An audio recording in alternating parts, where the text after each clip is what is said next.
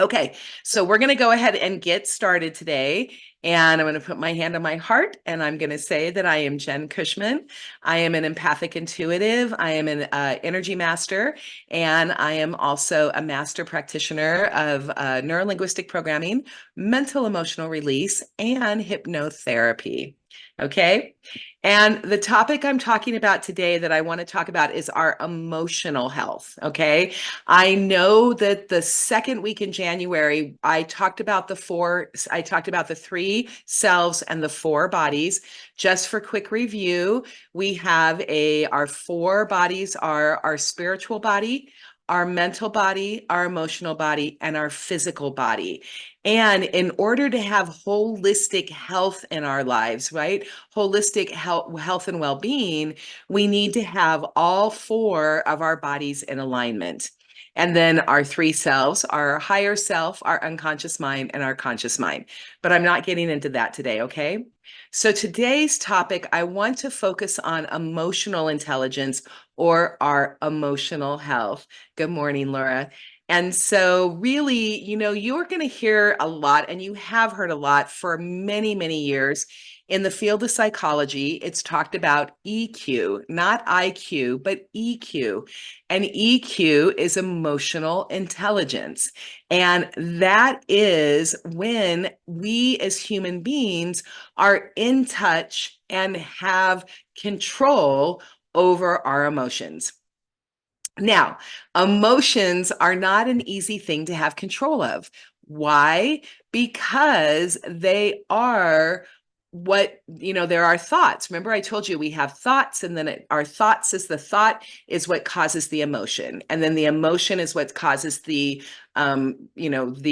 behavior, the habits, what you're going to do, the action steps that you're going to take. So it's kind of all predicated on that. So, you have a thought, you're in a heated argument with someone, a thought pops in, it causes the emotion of anger. Anger happens, and then you're going to do what you do from there, which means you may run your patterns, your old coping strategies, all of that other stuff. So that's why we're going to talk about emotional health today. And then, good morning, Kim. And then the one thing I really want to bring up about emotional health is I want to talk about the big three emotions today, okay? I want to talk about anxiety, anger, and sadness. Now, I'm not really going to talk about fear today because psychologically, in psychology, everything else, fear is a major, major emotion for us. It is a reason why we do a lot of things we do. It is really based a lot on our past and the way we were, the way we were brought up. It also is danger, really signifies danger. And yet it has a different nuance, flavor component in psychology than anxiety and sadness and anger does. Okay. So those are the three I want to talk about today. And I really, really want to simplify what these emotions are. Okay. And I'm going to go way simple on this. So it's just a way for us to be able to get our brains around it and simplify it. And I have my notes down here to make sure. So if you see me looking down, I'm looking at my notes because I want to make sure that I stay on task. Remember, I promised you guys I was really going to work on squirrel and not going off on a tangent and not being quite the long storyteller that I love to be. So I have my notes so I can stay on point. So looking down, that's what that means. Okay. Okay, so as I simplify these big three emotions, hi everybody, I'm just waving to Vicky and everyone coming on. So when we look at anxiety, here's the thing about anxiety. Anxiety happens because you're worrying. That's it, right? So 9 times out of 10, 10 times, 9.8 times, we get anxious because we're worrying. We're worrying about something in the future that hasn't happened yet, but we're worrying about it based on our past, mostly because something has happened to us in our past and we still have some charge there, right? So we have some emotional, we have some emotional gunk, or we have some things that happen, some stuff still stuck in our unconscious mind that wants to come up and be healed. So anxiety tends to be worry in the future because of a past pattern. Okay. So that's what anxiety is. And then anger Typically, when we have anger, again, not in the moment, but residual anger is usually because we've been ruminating on something, right? That means that something has come up and it has triggered our anger. And then that makes us in our brain go into our past, find those anger situations, those anger interactions, those moments, those things. And because they're probably still unhealed in some way, maybe the fight never really got healed the way you wanted it to, or that interaction, that experience is tied to a root cause. And because the root cause is in your emotions and it's in your unconscious mind, you don't even know what the root cause is because it's buried so far and so deep and so back. You have no idea what that root cause is. So you're focusing on the event or the experience. So anger almost always happens, not in the moment, but after the moment, because you're ruminating on the past. And because you're ruminating, and I'm saying me too, you guys, this is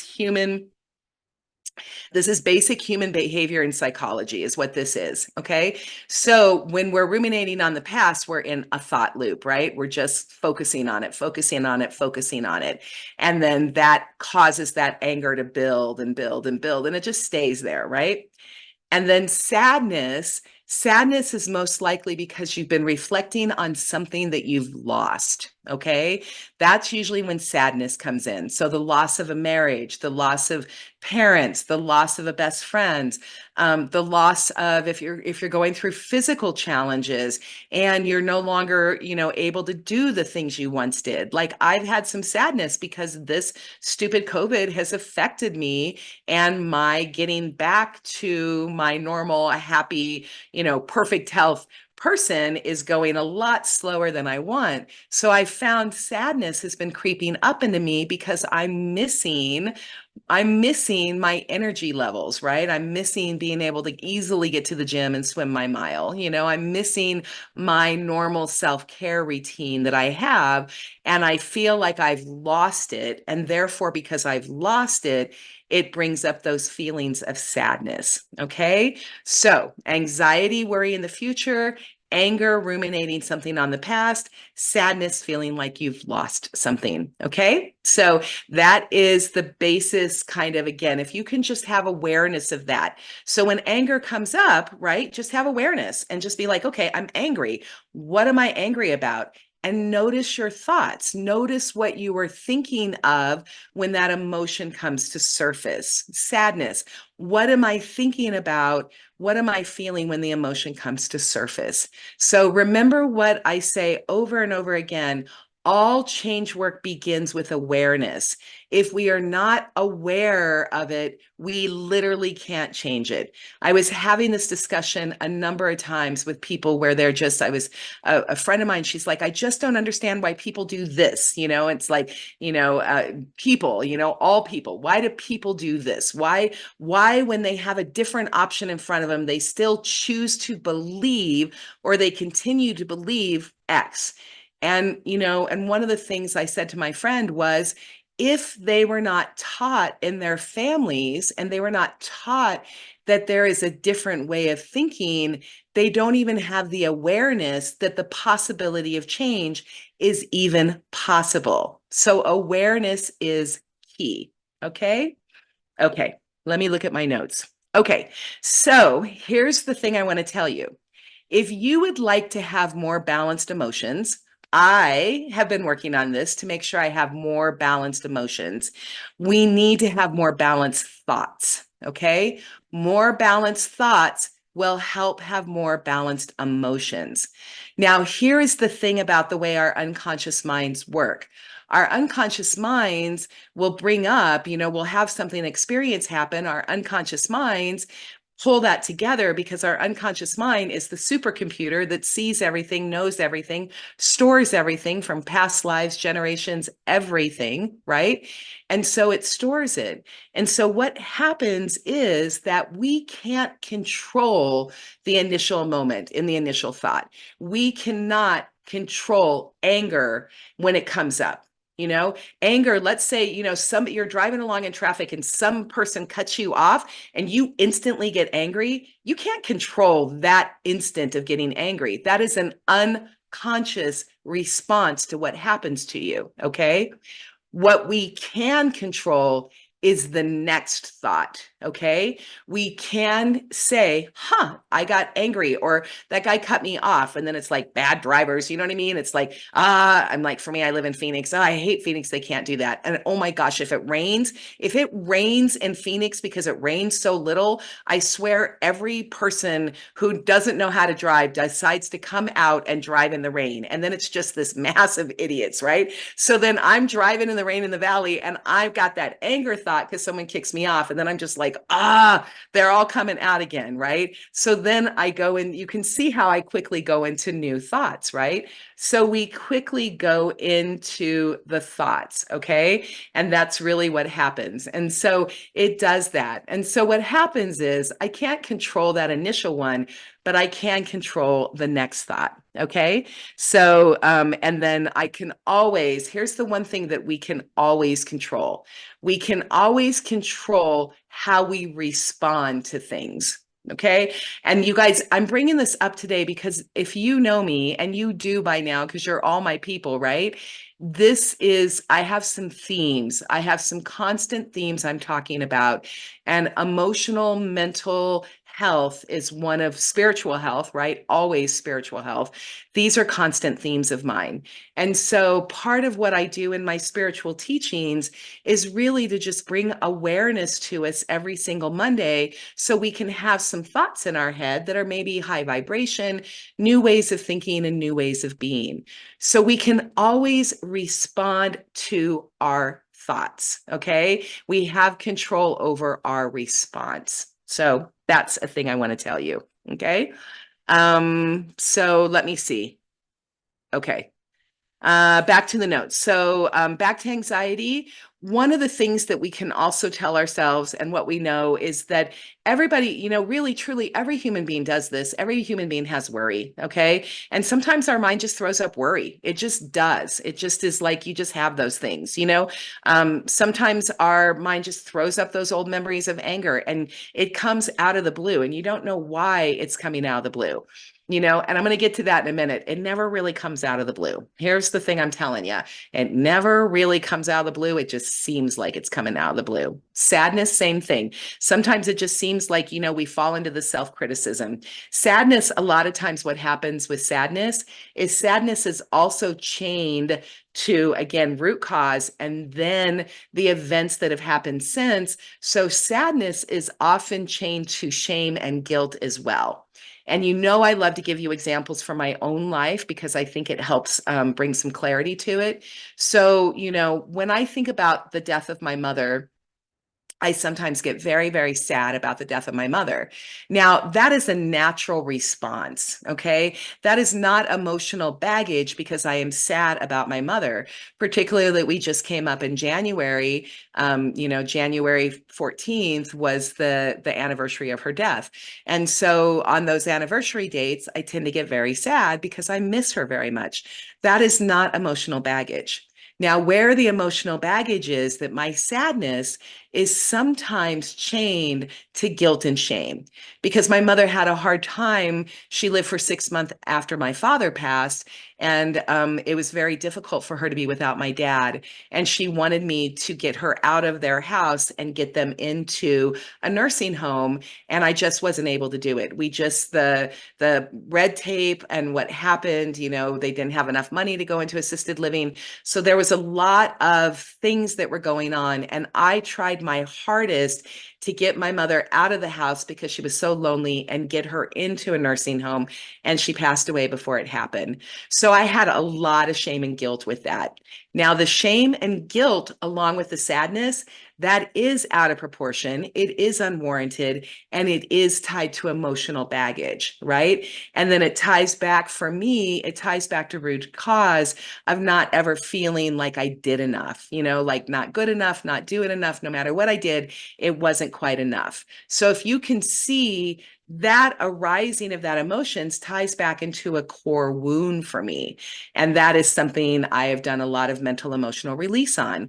And I can say that so clearly right now and so easily right now because it was a core wound of mine and I've done the work to release it. Okay. But that's just an example of how sadness can often get shame and guilt comes in there. Okay. So, and anger often will have fear involved in it. So when anger comes up, there's also a fear of safety. So that's another emotion. So our emotions can be incredibly complicated because they're not always just one emotion. They also are an amalgamation of emotions, and they're also amalgamation of our past, our core wounds, all that other good stuff, right?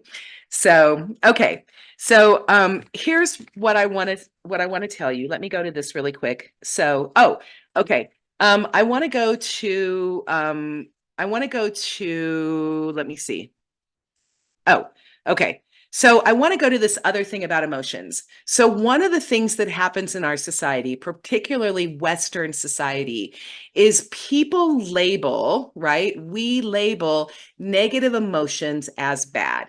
Anger equals bad. Sadness equals bad. Anxiety equals bad, right? Fear equals bad.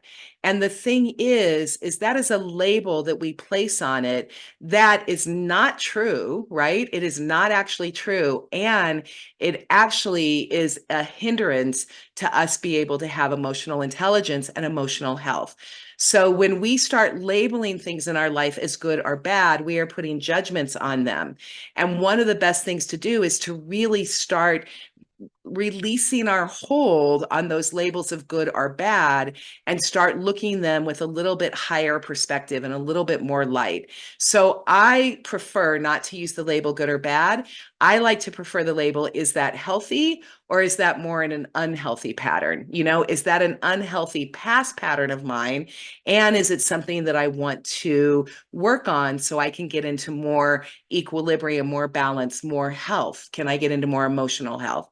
So fear is not bad. Okay. Anger is not bad. Sadness is not bad. Anxiety is not bad. Okay. Now, our response to it, how we do it, if we get into thought loops, if we go spiraling down, then that can be unhealthy patterns. Okay. So here's the other thing I want to tell you about emotions. So pain, physical pain, let's say that we bump our arm and all of a sudden we get that zing in the elbow. That is a physical response that our bodies are giving to us to say, hey, something's not right, right? Something's going on. And so pain is a physical response to us to tell us, look out, something's happening. Like, watch out, something's happening. When we start getting aches and pains in our bodies, when our health starts, having health issues in one way, it is our bodies talking to us to say something is going on. And in Western society, we like to go to a doctor and say, hey, doctor, my elbow's hurting or something's happening.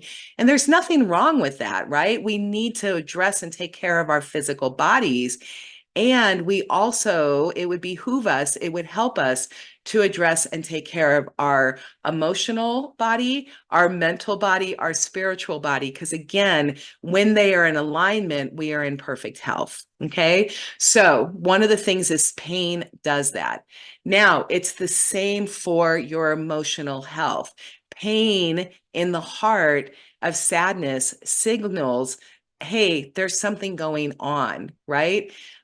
Anger is a form. You start having physical responses. Your face gets red. You break out a sweat. You get tense. That is a physical response to say something's going on. Okay. And here's something I want to say about anger, particularly for all of my women that are on here, right? So many of you guys are my female friends because that's who my clients are. That's who I love to work with. We are taught cultural conditioning. We are taught that anger is inappropriate for women. And so, and I'm here to bust that myth like crazy. Okay. There are times when anger is a very appropriate reaction. When somebody is trying to violate our boundaries, you bet anger is an appropriate reaction. So that's where anger is not bad. Anger can actually be very good Or let's get rid of the label bad and good. Anger can be a very healthy expression of something that is happening to us in the moment that is not okay, right? So, physical abuse, not okay. Mental abuse, not okay. Emotional abuse, not okay. Anger as a response to any of those things, healthy response. Okay. So let's look, as women, we also need to look at our cultural conditioning, our familiar conditioning, as we unpack this very complicated suitcase of emotions. Okay. So that pain that we feel, those physical stimuluses that we feel to our emotions, is not something to be afraid of. That's what I really, really want to tell you. It is not bad. It is actually, if we can all start looking at those physical sensations that come up when our emotions are going as opportunities for growth, that, my friends, is amazing, amazing emotional equilibrium. And that is amazing emotional intelligence. And I'm telling you, it is a lot easier to say than it is to do. It is a constant challenge to regulate, modulate, and balance our emotions. And when we can feel those sensations and deal with it, we are responding in a healthy way. Okay. So, if you can look at those emotions, I wrote down here as messengers, and then I put in the tarot card as pages, because I love tarot, right? So the page is always a messenger. So that's what it is. It's a messenger. Look at it as a page. It's something knocking on you and being like, hello, we got something we got to handle right now. Okay.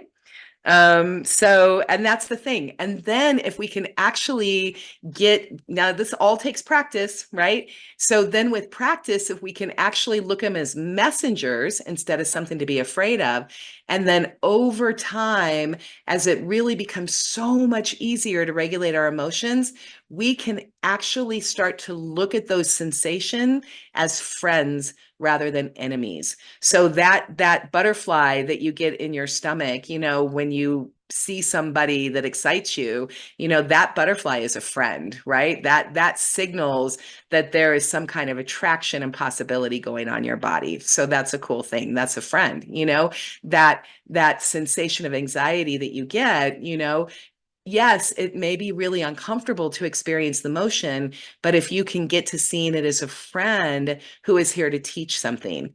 And for those really difficult emotions, for those moments of really sadness and pain and those kind of things that are going back to root causes, that are going back to childhood or even further back, if you can look at them not necessarily as a friend, but maybe as a child, right? As your inner child, or as a child, if you can look at it as a way that it's like, this is something that I need to protect because this child doesn't quite have the adult emotional regulation to be able to handle this.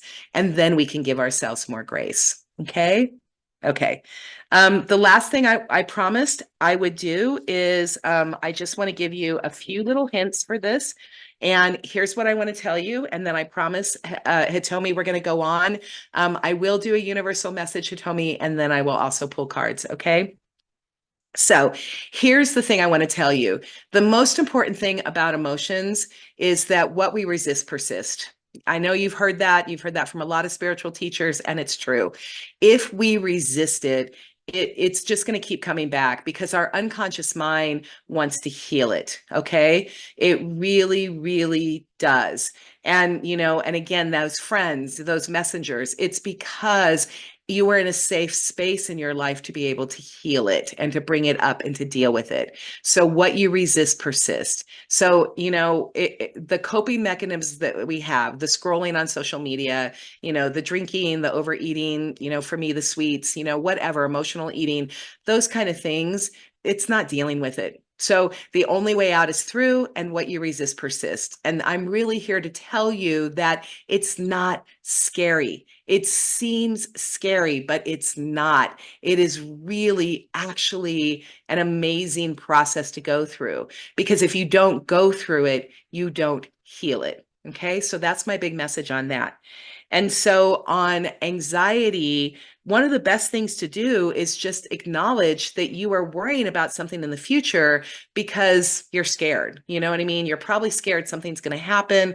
You just have this fear going on with this anxiety and you just want to do it. So honestly, one of the best things that you can do is you can just acknowledge what you just say it. Say it out loud. Whatever you are really worrying about, whatever you're most scared of, whatever the ultimate end result, the thing that you are most wanting to avoid, if you just say it out loud, you literally take the air out of it. You suck the life out of it and you say it. And the second you say the thing that you're most afraid of, your body will feel this flood of a relief because you actually acknowledged it. Okay. So that's one of the first tools you can use with anxiety and fear is just say it. Okay. And then the other thing you can ask yourself is after you say it, you can think about what you're worrying about and you can just say, is this realistic? You know, is this realistic? Is this possibly, I mean, is this not just possibly, but does this have a real possibility of happening? Is this realistic? And if it is, ask yourself, is there something I can do proactively to make this so it's not a fait accompli? So it's not going to end up that way. Is there something that I can do now in a proactive way to possibly change the outcome of this? And if there is, do it. And if there's not, you just got to let it go. Because a lot of times we worry about the people we love the most. And again, like you hear me say every single Magic Mondays, we are not in control of anybody else. We are only in control of us. And as hard as it is, the worry over somebody else is not anything we can fix. It's something that they must have to do for themselves. Now we can talk to them, we can love them. There's a million things we can do to be proactive, and yet we cannot change anybody else's actions because they have to do it themselves. Okay. So that's anxiety. For anger, really quick, if it's about a past offense or a hurt, just remind yourself you can't change the past. Like what's done is done, you know, ruminating on it, going down it, getting into a thought loop on it. You can't change the past. We only ever have this moment, you know, you can't change the future because it hasn't happened yet. So you can't change the past. So be here now, get back into the present is the best thing you can do. So that's all you can do is really come back to now and refocus, breathe and refocus, right? That's anger. And then for sadness, one of the best things to do is just really, really acknowledge the feels. Like, you know, with my anniversary of my mother's death, it was really important for me to make myself a cup of tea, do what I needed to do to self-care, have my cup of tea, make sure I had my warm socks on because it happens in January, put my big fuzzy blanket around me that makes me happy, and really just acknowledge my loss, acknowledge the sadness. See, it even comes up, right? Acknowledge the sadness that my mother is no longer with me, you know? And then after I felt the feels, I was like, you know what? I want to think about mom. You know what I mean? I want to think about some memories. So I went back in my mind and I came up with some really good childhood memories and I felt better. You know, it was like one of those things. And spiritually, I knew my mother was with me because the second I think about my mother, she comes right in. So she was just hanging out with me on the couch. She was right there because she hasn't left me. She's just in another dimension that I can't see, but I can feel, right? That's the thing. So we can do this. Okay. We can do this. That's the important part to do. And then the last thing I want to tell you, as like anything else, building your emotional. Thanks, you guys. Thank you for all of that. I love you all so much.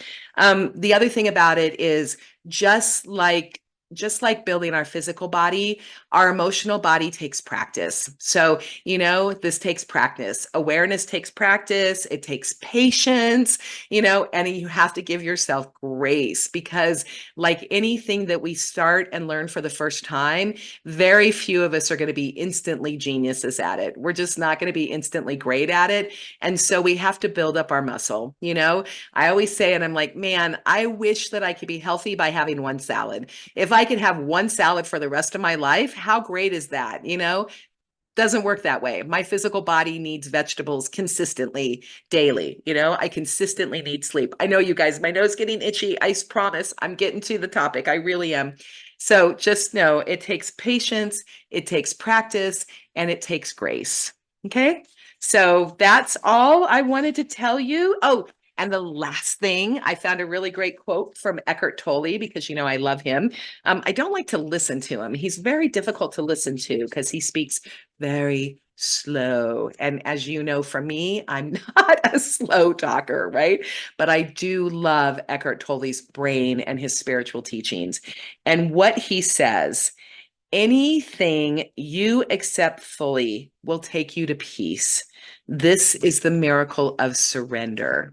Okay. So when we fully accept our emotions, when we fully accept that we have shadow and light, and that we are complicated, beautiful, lovely, mess of all of the things, and that humanity is the physical experience of our spiritualness, right? Then when we know that, we can constantly find balance and equilibrium, and we can get quicker into peace. And all of the work I'm doing, the mental emotional release, the breakthrough sessions, the Illuminate coaching that I'm doing with you guys, if anybody really wants to deep dive into this and really sign up for coaching with me, one-on-one coaching, that's part of my Illuminate coaching. And the point of that is to shave off just years of pain and struggle, and find a way to release this stuff, get to the core wound, release those things so you can make new choices and you can just go flat on stuff. And it's to get you to a place of peace and happiness and joy and serenity and living a life where you are lit up. That is my ultimate goal, is to get all of you here to a life where you are lit up. And that is my goal, is to be lit up as well. Okay.